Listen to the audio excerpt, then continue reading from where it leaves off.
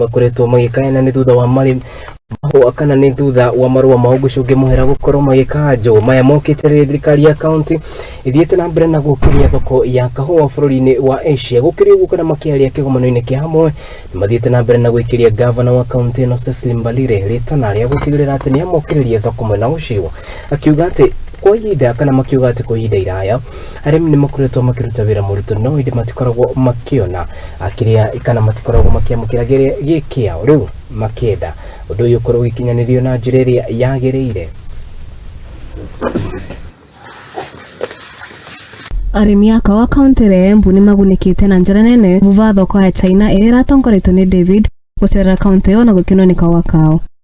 David ni akenete tondu akuona kahua kega na karia mangigura na mbia nini na ni aretikia bururi wa China ni weterete kahua kengi.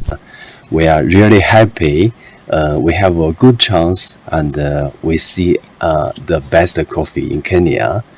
We did some cupping here with our professional team from China.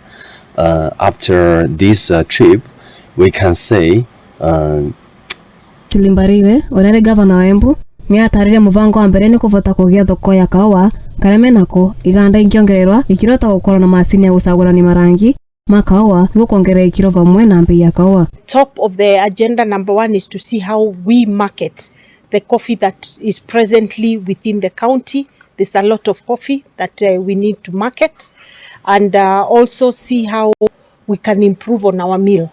And I'm glad that the potential buyers, first of all, are very impressed by the type of milling machine that we have. They say it's good quality, but they have advised that we need the color sorter, which will help enhance the quality even more so that we can even get better prices for the quality. Yarathi na mbere kugora mathomire uria mundu angemenya kahua kega na uria aguri acio a China mendire muthemba umwe wa kahua na ni araikia ritana kwi arimi mathi na mbere gwika wira mwega. I have had an exciting time trying to learn how you taste coffee, what they call cupping, and it was interesting to see them narrow down to one particular coffee from one of our cooperatives that they said was really good quality, high quality.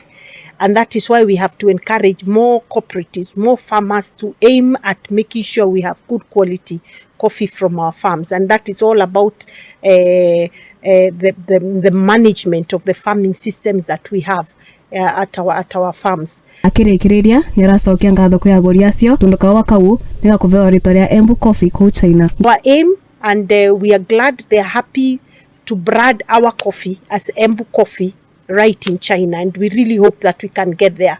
I think that would be a major breakthrough for us. Ngirivotera Muthingi TV mbitagwo Mwende wa mbere.